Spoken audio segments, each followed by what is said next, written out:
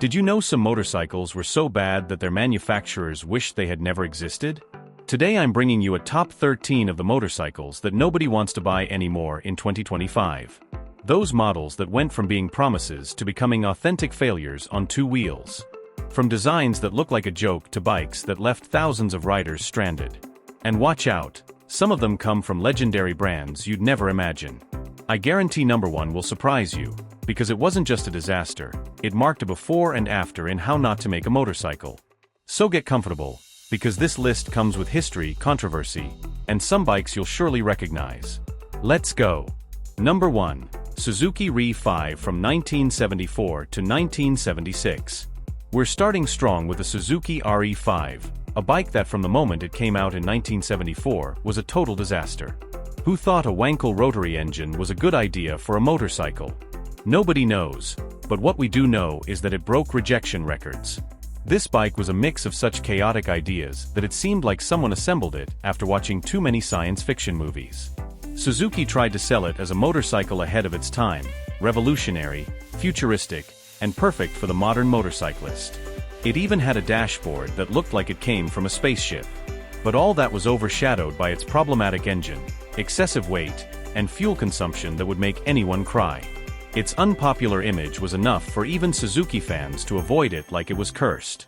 The most ironic thing is that today it's a collectible rarity, but in its day it was one of the biggest failures in motorcycle history. Only about 6,500 units were sold before being discontinued in 1976, nearly bankrupting Suzuki in the process. And if you think the RE5 was a mistake, wait, because there are bikes on this list that give it competition in disaster level. Let's move to the next one. Number 2. Harley-Davidson V-Rod from 2002 to 2017. In the number 2 spot we have the infamous Harley-Davidson V-Rod, a bike that tried to revolutionize the brand but ended up alienating its fanbase. Launched in 2002 with a design meant to be modern and a liquid-cooled engine co-developed with Porsche, the V-Rod broke with all Harley tradition. For many Harley-Davidson purists, this bike was a betrayal. Where was the characteristic air-cooled V-twin sound? Where was the classic American style? The V-Rod tried to attract a younger, more sporty audience, but in the process lost the soul of what it means to be a Harley.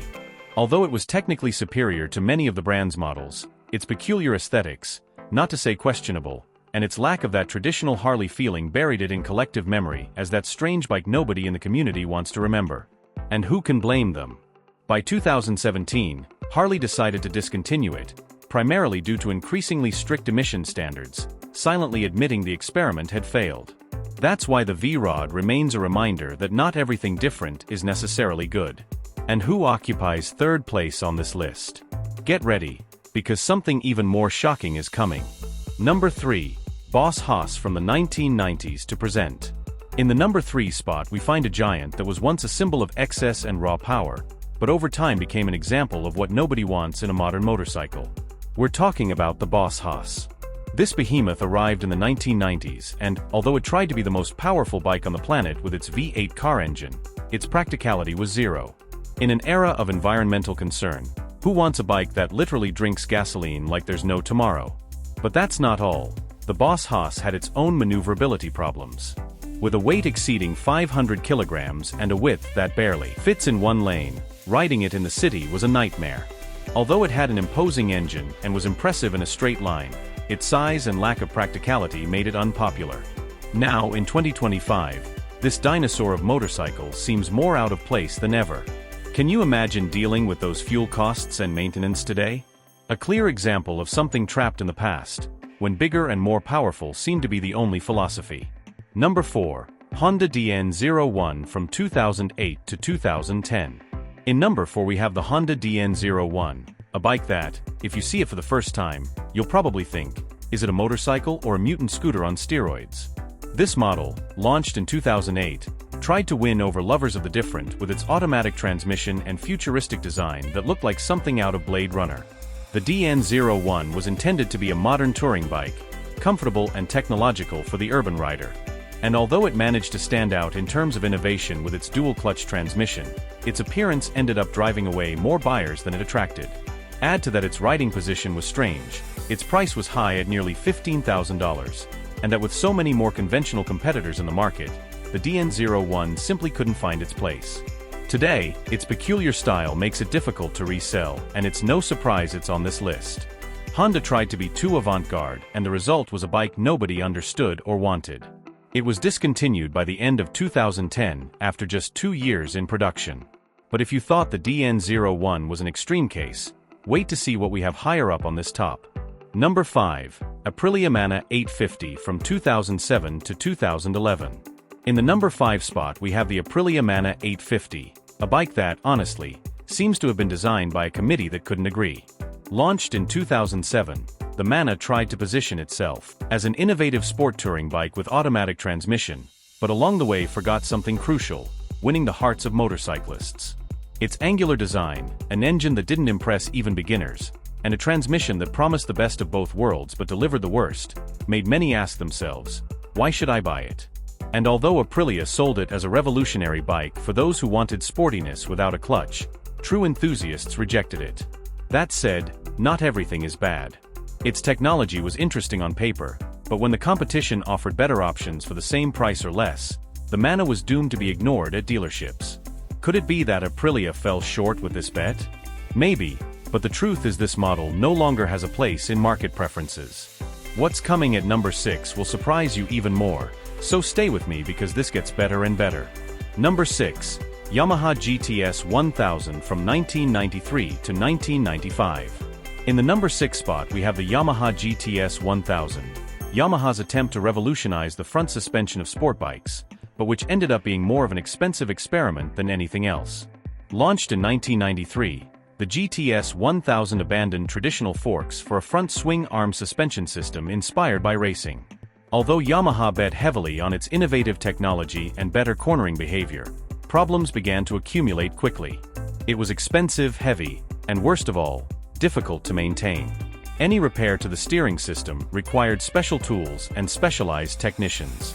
And let's not talk about the riding experience, which although good, didn't justify the premium price or additional complexity. The most curious thing is that, despite its technical credentials, the GTS1000 never convinced the market. Motorcyclists simply weren't ready to abandon conventional forks, and Yamaha learned an expensive lesson.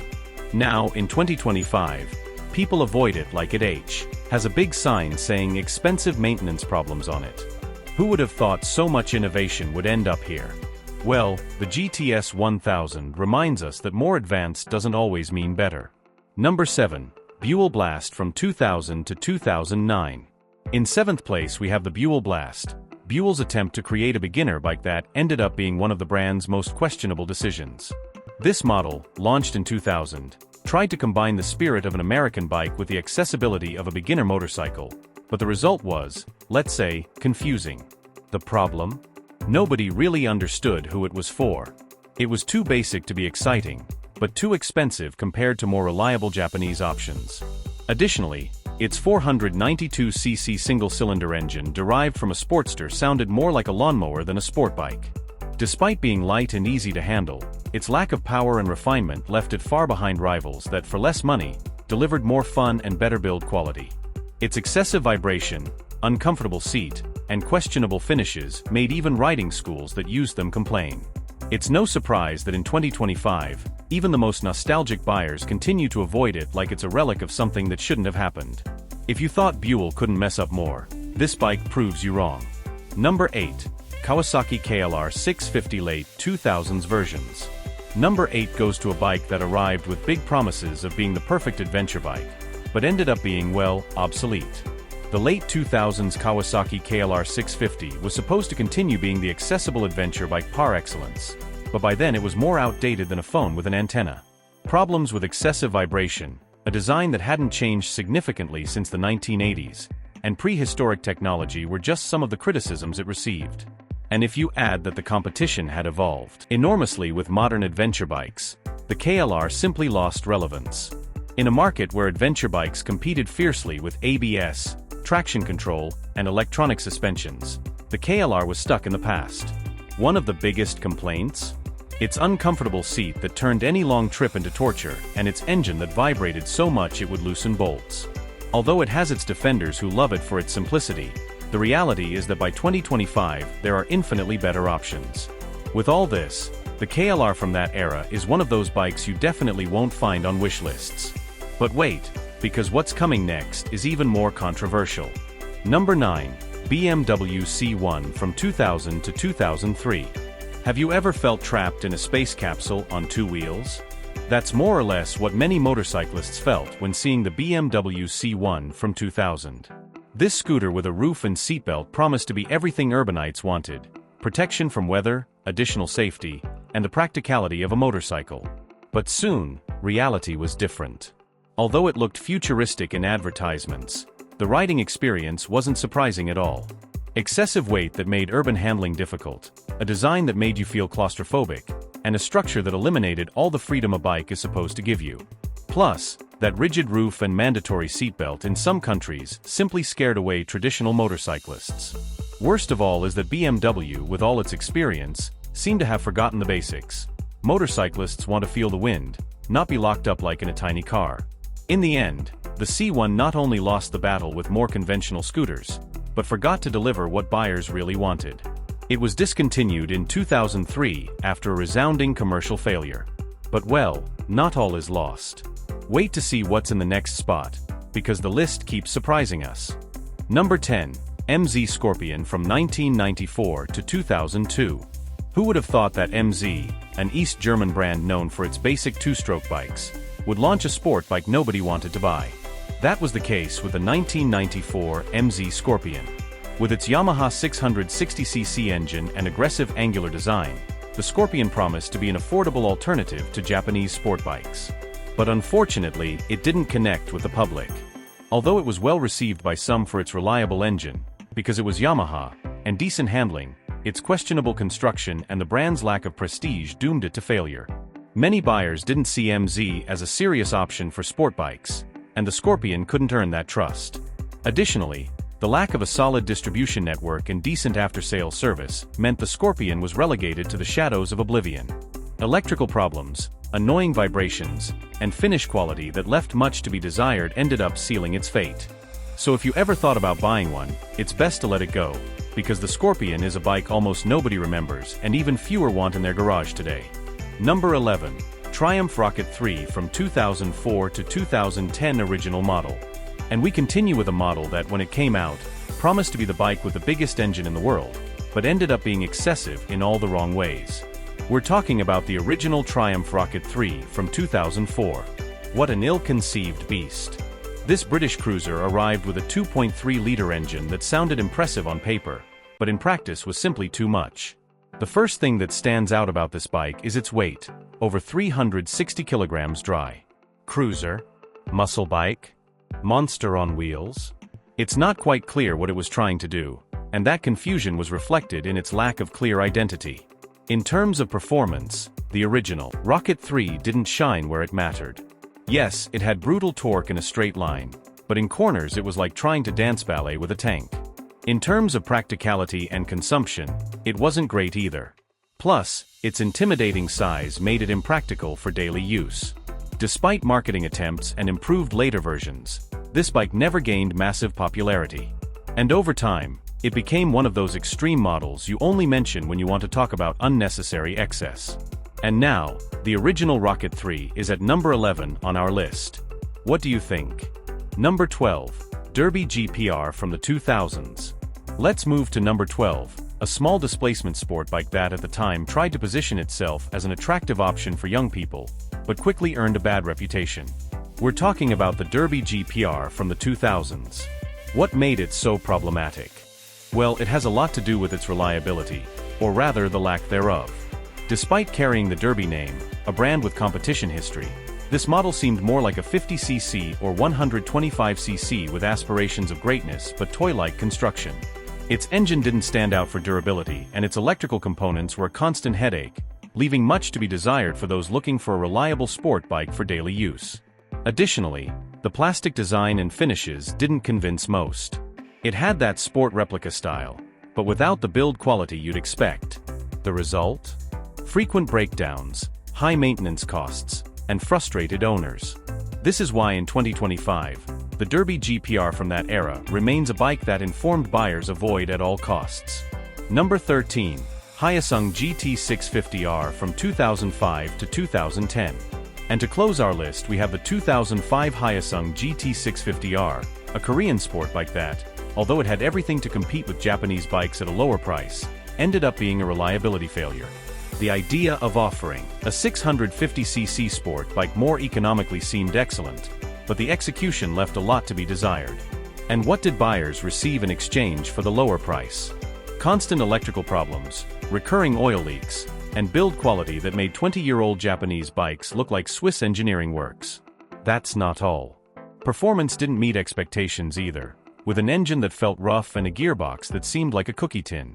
As if that weren't enough, the GT650R couldn't compete in a market full of more reliable used Japanese options for the same price or less. Dealers had problems keeping them running, and owners quickly regretted their purchase. Simply put, the Hyosung GT650R was a reminder that cheap can be very expensive, and as a result, sales never took off. Despite its attractive design for some, it ended up being one of those bikes that will be forgotten in motorcycling history. And there you have it, the 13 motorcycles nobody wants to buy anymore in 2025. Some were a failed attempt at innovation, others simply didn't meet expectations, and a few left us with more problems than satisfaction. But what they all have in common is they taught us valuable lessons about what to look for and what to avoid when choosing a motorcycle. Now tell me, is there any on this list that surprised you? Leave it in the comments and tell me which one you think was missing. Did you have any of these bikes? Share your experience. Don't forget to subscribe for more tops, stories, and surprises from the two-wheeled world. See you in the next video. And remember, ride safe.